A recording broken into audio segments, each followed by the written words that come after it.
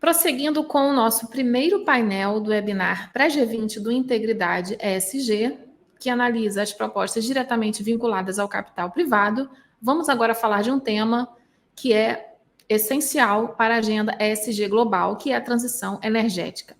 Vamos ouvir a análise do engenheiro elétrico Jonathan Colombo. Ele é professor convidado de MBA em ESG de Mudanças Climáticas e Transição Energética da Fundação Getúlio Vargas. Ele também atua como consultor para o desenvolvimento sustentável e é mentor de startups alinhadas a modelos de negócio e práticas sustentáveis. Bom dia, professor. Agradeço por ter aceitado o nosso convite de participar de nosso webinar esclarecendo o nosso público sobre esse tema fundamental, que é a transição energética. Bom, professor, o B20 Brasil, que é o fórum que conecta a comunidade empresarial à cúpula do G20 e conta com 1.200 representantes empresariais, elaborou algumas propostas para a transição energética.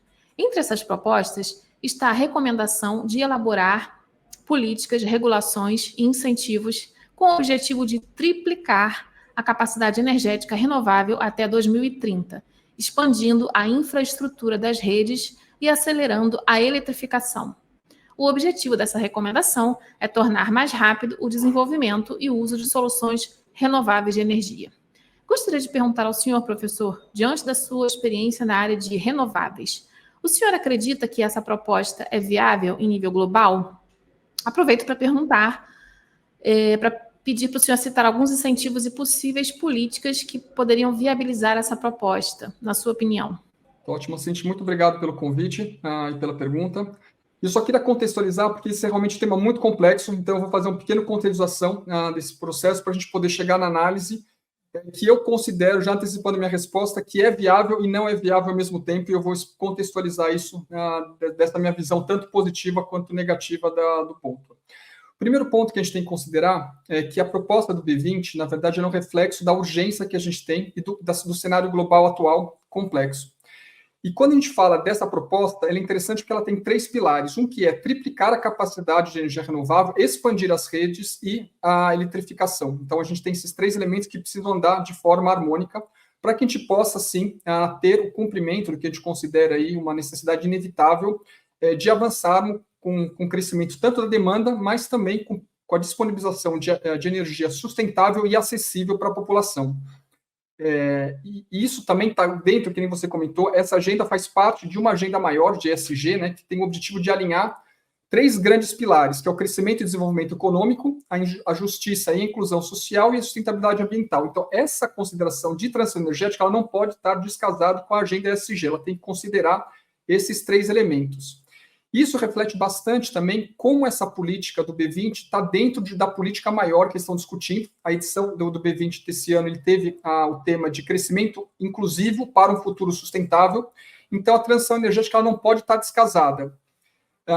E essa discussão que você me trouxe, na verdade, ela faz parte de um output de um dos 8 grupos tarefas que foram constituídos por G20. Então, dentro da discussão do G20, não é apenas sobre transição energética, a gente coloca essa análise que envolve desde comércio e investimento, emprego e educação, transição digital, finanças e infraestrutura, integridade e compliance, sistemas alimentares. Então, tudo isso incluindo também agricultura, diversidade e inclusão, para sim você ter um grupo específico sobre transição energética e clima.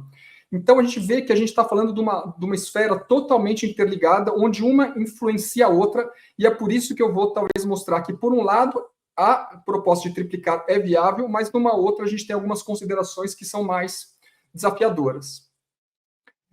Mas essa colocação do B20 não é novidade. Na verdade, se a gente retomar o que foi produzido no final da COP28, já teve um compromisso de intenção declarados pelos líderes globais que já incluía o compromisso de trabalhar colaborativamente e de forma rápida sobre 3 pontos. E a gente vai ver a similaridade com o que você me trouxe de pergunta. O primeiro ponto era triplicar a capacidade instalada de geração renovável, dobrar a melhoria de eficiência energética e colocar o princípio de eficiência energética no centro.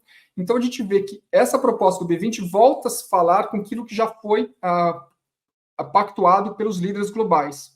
Isso mostra muito o alinhamento entre o setor público e o privado, e aí é onde que eu sou esperançoso que isso tem potencial de avançar. Então, retomando a análise do B20, então, quando a gente olha a questão de acelerar o desenvolvimento e o uso de soluções renováveis, uma das políticas desse grupo é, então, a questão de triplicar a capacidade de energia renovável. E aí, respondendo a sua pergunta, se eu acho viável, do ponto técnico, sim, eu acho que é viável a gente discutir o triplicar a capacidade de energia renovável, desde que expanda-se a rede de infraestrutura e também se acelere a ampla utilização da eletrificação no produto. Então, a gente tem que ter esses 3 pontos caminhando. E aí eu trago 4 reflexões em torno desse sucesso que eu considero positivo. O primeiro, que a gente não está falando de uma simples troca energética, então não é simplesmente eu falar que eu vou parar de consumir um tipo de energia e passar a consumir outra. Eu preciso ter toda uma mudança estrutural para que isso possa acontecer. Depois, eu preciso considerar também, como segundo ponto, que a política energética não pode ser vista apenas pela oferta. Hoje, a gente tem, como sistema regulador, uma tendência de regular, considerando principalmente o ponto de vista de geração, transmissão e distribuição.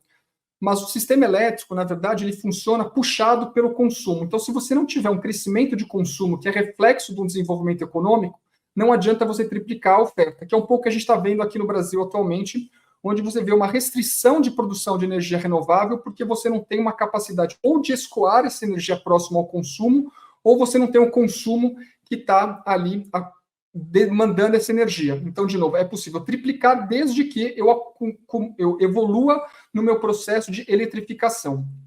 O meu terceiro ponto que a gente tem que tomar cuidado é a questão do aumento da procura de minerais estratégicos para a transição energética. Então, quando eu vou começar a desenvolver novas soluções tecnológicas, eu preciso considerar que matérias-primas adicionais são necessárias para essa triplicação. Então, hoje, se a gente considerar o mercado de minerais críticos para a transição energética, ele roda ali na faixa de 300 bilhões de dólares anuais.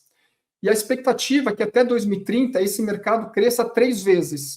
E aí tem essa preocupação também. Eu vou buscar uma expansão de tecnologia, porém eu tenho que considerar qual que é o impacto da produção dessa tecnologia. Então, um outro ponto interessante que a gente tem que acompanhar é justamente o quanto isso vai ter impacto não previsto até agora, e um deles é a questão da demanda de minerais críticos para a transição. E aqui agora eu entro no meu viés um pouco mais crítico, e aí expandindo a questão se a proposta de elaborar políticas, regulações, incentivos é viável a nível global. E aqui eu digo que não, e eu vou tentar contextualizar também alguns elementos. O primeiro que a gente tem que considerar que os recursos naturais para aproveitamento dessa tecnologia não é acessível igualmente a todas as nações. Então, por mais que eu queira avançar a nível global, não necessariamente todas as nações vão conseguir seguir o mesmo política. Então, essa é uma preocupação que a gente tem que considerar, acesso aos recursos naturais. O outro também é a necessidade divergente entre diversos países, seja pelo seu momento histórico ou pelo estágio de desenvolvimento. Então, alguns países têm capacidade de investimento maior, e aí com isso eles têm um volume adicional de demanda para cumprir, e a capacidade de expandir sua geração. Então, de novo, alguns países vão ter mais benefícios. Outros, como os países de desenvolvimento, vão precisar de suporte financeiro e tecnológico para realizar tanto as suas metas de descarbonização quanto desenvolvimento. Então, ali você já começa a ver um desbalanço global. Por isso, quando a gente fala nível global, eu tenho ali um mix de atores que estão envolvidos. E aí, como terceiro ponto, a gente tem que considerar também a harmonização de políticas e incentivos financeiros. Então, a gente não pode descasar apenas uma regulação impositiva se eu não tiver a condição de subsidiar esse desenvolvimento. E aí, considerando o momento que a gente está passando hoje, nessa semana, com a mudança da política americana, a fragmentação geopolítica e o ceticismo político também é um elemento importante que a gente tem que considerar para esse processo de evolução. Então, por isso que eu sou meio crítico. Quando a gente fala a nível global, a gente talvez tenha que considerar a nível de diversas nações. Então, por isso que é um desafio interessante. Certo, professor. E aí você me... Sim, perdão. Não, e aí, só para fazer no gancho final, você tinha me perguntado de alguns exemplos de políticas bem-sucedidas. E aí eu trago alguns exemplos. Então, eu diria, e aí analisando principalmente o caso brasileiro aqui. Quando a gente fala de política energética, a gente pode lembrar do Proálcool, que foi um programa implementado na década de 70, que teve grandes avanços e fez uma mudança drástica na forma que se é consumido combustível e teve uma participação muito grande de diversos atores até chegarmos hoje que é viável através da tecnologia Flex. Então, há sim diversos problemas na implantação do Proálcool, porém ele tem um lado positivo, mas também tem um lado negativo que precisa ser avaliado, inclusive o deslocamento de latifúndios monocultura para cana-de-açúcar. Mas eu diria que bons exemplos do Proálcool são interessantes. O outro é o Proinfa, que foi o Programa de Incentivos a Fontes Alternativas, instituído aí em 2002, que trouxe grandes avanços para diversas fontes, principalmente PCH, termoelétrica e a principal, a energia solar, energia eólica. Então, a gente tem aí o Proinfra como um elemento interessante. E quando a gente fala de financiamento, a gente tem que lembrar que a gente tem no Brasil o maior financiador global de energias renováveis, que é o BNDES. Então, quando a gente soma as políticas nacionais, por exemplo, com a capacidade de financiamento, hoje no Brasil, o BNDES representa ali aproximadamente 70% da capacidade de geração foi financiada pelo BNDES e 86% das renováveis tem esse financiamento do BNDES. E aí a mais atual é a lei do combustível do futuro, e aí você tem outro grande potencial benefício. E aí lembrando também que dentro de todo esse arcabouço, a gente não pode se limitar a uma nação, e aí talvez eu faria algum paralelo com acordos internacionais recentes entre o Brasil e o Chile, para não citar outros, e aí nesse que foi anunciado em agosto, recente, tem duas vertentes desse acordo, que é uma cooperação para explorar minerais estratégicos, que foi aquela preocupação que eu trouxe da transição energética, e a questão de intercâmbio de conhecimento. E o outro é a criação de um grupo justamente para avaliar os combustíveis sustentáveis de aviação, o famoso SAF, e também tem esse benefício. Então, a gente tem diversos bons elementos, mas tem um risco aí pelo ambiente interconectado do avanço da demanda. Caso contrário, se eu não avançar a demanda, não tenho por que avançar o investimento em geração, e a questão geopolítica nesse processo como um todo. Certo, professor. Agradeço muito seus esclarecimentos a respeito das propostas relacionadas à transição energética, nos lembrando dos exemplos de políticas e incentivos que tivemos aqui no Brasil. Mais uma vez, obrigada pela sua participação. Imagina, obrigado.